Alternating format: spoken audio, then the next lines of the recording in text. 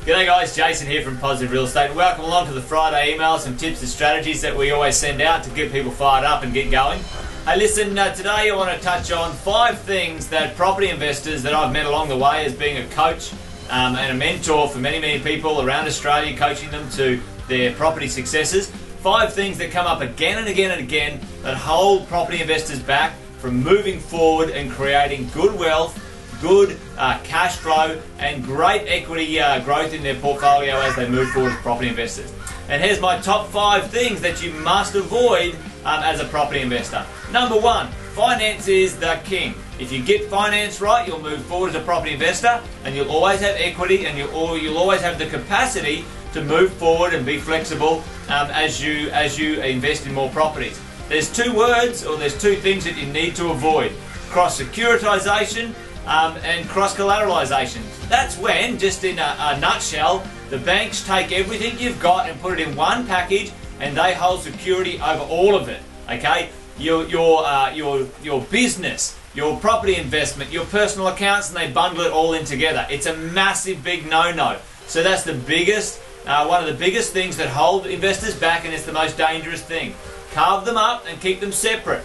Property investing with one institution, your personal accounts with another, your business accounts with another, and then if you're going to get another property investment, do it with another lending institution or another bank. So there's plenty of them out there, so use those. So number 1, your finance, making sure you get those structures right. Number 2, investing only in your own backyard. Oh, I like it because I can drive around the corner and touch it and feel it. Well, when was the last time anyone did that, really? I mean, the reality of the situation, there are fantastic deals all around Australia, and you must get comfortable and you must understand as a property investor how to take advantage of different states, different towns and different markets at different times to create your equity and continue to grow your wealth. Places like mining towns, are they booming? Is it the right time in that mining town? Different capital cities at different times in Australia will grow, and different capital cities will not be growing. It'll be time to buy. So thinking just away or just further from investing only in your own backyard in somewhere else. A buy and hope mentality. What do I mean by that? Many investors I've met, they bought something and hoped it went up. They had no strategy, they had no plan as well as they went into it, more than I'm going to buy this and hopefully in some time in the future the capital growth will come. A lot of people talk about, every 7 to 10 years property prices double in value. And that is absolutely not true. Not every property doubles in value. Some properties triple and quadruple in value, and you've got to choose the right properties and got to choose the right marketplace to get those gains. Okay, so don't have a buy and hope mentality. Have a strategy when you enter into property investing. The never-ending debate. Oh, you've got to have positive cash flow only. Oh, you've got to do negative gearing for tax. And which one's best? The reality is, neither of those is the only answer for everyone. Sometimes a combination of both is the answer.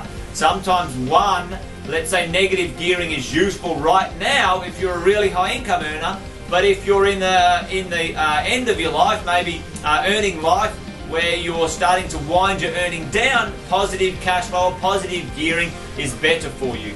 Or if you've got a problem with your ability to service your mortgages, put some positive cash flow properties into your portfolio and that will keep you rolling forward, okay? So there's not one right answer. Negative gearing, positive gearing, sometimes they work together, sometimes they're independent, okay? So just choosing one is not a good thing to do, because you'll get caught either lack of capital growth through positive gearing or lack of cash flow through negative gearing, okay? And there's some benefits and bonuses for those sorts of things. And the last one is the biggest mistake I find. Lots of property investors get a certain way down the track and they hit a brick wall and they stop and they can't go forward, is they have a lack of support. They have a lack of a number of professional people around them, a support network who can help them through any problems that they're facing. What happens when I can't borrow anymore? How do I now get my equity out of a property I've invested in and I want to get it back? What should I do? As I buy that property, am I thinking about my strategy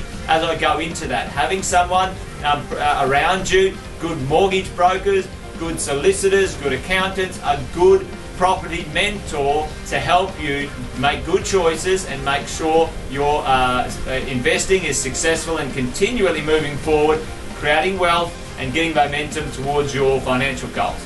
Anyway, guys, there's the 5 most important things, or the things that I've seen as a professional property investor and mentor for many, many people over the last 11 years that I've seen held people back. But when you fix those up, you can rocket forward very quickly and have a great focus on having a good financial outcome. Anyway, if you want to get a bit more info about those sorts of things, we cover all of that sort of stuff and a lot more at our property investment nights all around the country. We have professional property coaches who come along on the night and they talk about these things and a whole lot more, and they take these strategies and concepts and communicate those in a very, very cool way, really easy to understand and easy to implement in the marketplace. So I invite you to come along. Right here you can register to come along to one of those nights, and you spend about an hour and a half with us, and we'll share everything we've learned from the School of Hard Knocks, doing real deals, not make-believe, not academics. It is on the ground, out in the market, buying deals and learning this stuff